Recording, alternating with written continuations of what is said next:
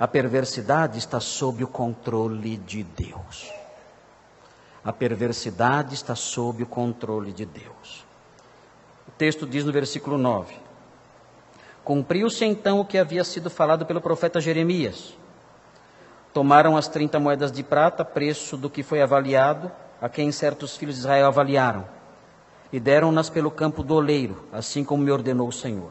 E o texto então mostra que aquilo que Judas fez, a sua perversidade, e não somente a sua perversidade, mas a perversidade dos líderes de Israel, tudo isso estava sob o controle de Deus.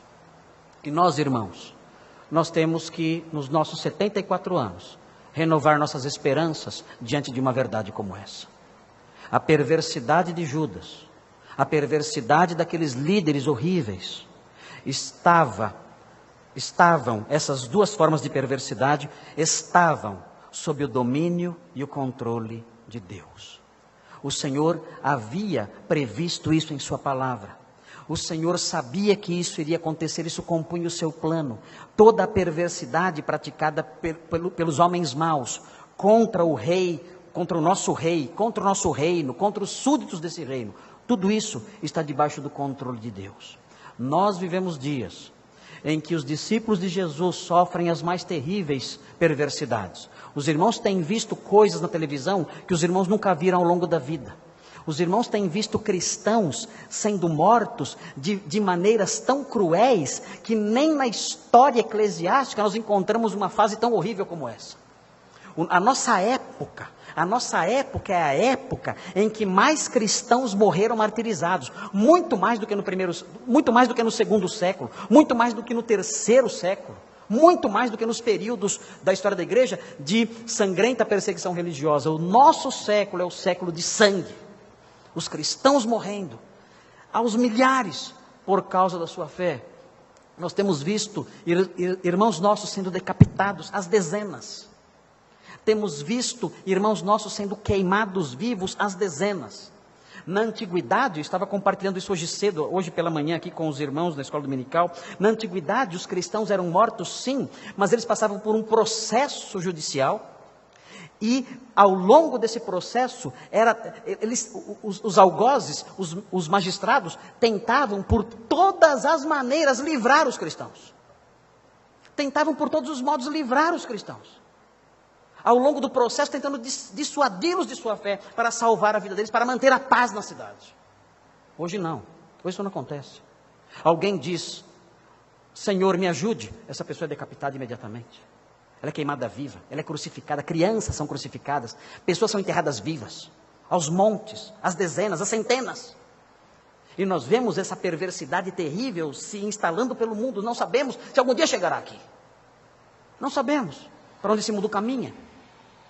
Mas o que nós sabemos e podemos colher de um versículo como esse é que o Senhor fala. O Senhor diz. E quando a Bíblia diz o que foi dito pelo Senhor, nós aprendemos com isso que o Senhor tem a história sob seu controle. É da boca dele que os fatos emanam. É do seu plano e do seu decreto que as coisas acontecem. O Senhor disse, e então aconteceu. De modo que todos os episódios da história estão sob seu controle, nós podemos descansar. Porque há uma outra palavra para nós. O Senhor nos preparou um reino.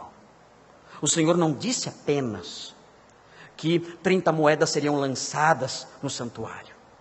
O Senhor não disse apenas que um campo de sangue seria comprado com o preço da traição. O Senhor disse também, e essas coisas se cumpriram, mas o Senhor disse também que há um reino glorioso esperando a sua igreja. A igreja que milita agora. A igreja que milita agora, o Senhor diz, é a igreja que triunfa amanhã. Nós hoje militamos. Não temos sangrado. Nesses 74 anos, nós não temos sangrado. Nenhum de nós sangrou.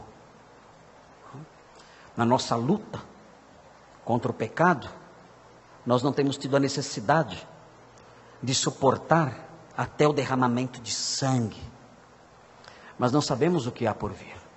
Não sabemos o que nos espera num país como o nosso.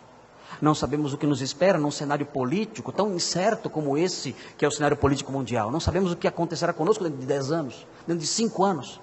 Os avanços dessas coisas, o avanço do mal, o avanço da filosofia, da política, da mentalidade anti-Deus, dominando tudo. Nós não sabemos os reflexos disso sobre nós, mas nós podemos nos apegar a essa grande realidade. A perversidade está sob o controle de Deus. O Deus que a controla, que a dirige, que a dosa, que a refreia, que a solta.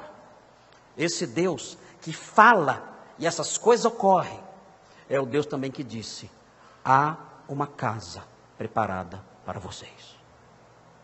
Eu tenho um lugar para vocês. E vocês reinarão comigo eternamente. E isso deve nos encher de consolo e de perseverança. Que o Senhor nos dê mais 74 anos. Que Ele nos dê isso. E que Ele nos proteja da perversidade que termina em ruína. Que Ele nos proteja da perversidade que se cobre com mantos louváveis, da perversidade feia, repleta de tumores, que se cobre de mantos louváveis. E que o Senhor nos dê a mentalidade de que toda perversidade está sob o controle de Deus, e assim nos encoraje a prosseguir pelas décadas que hão de vir.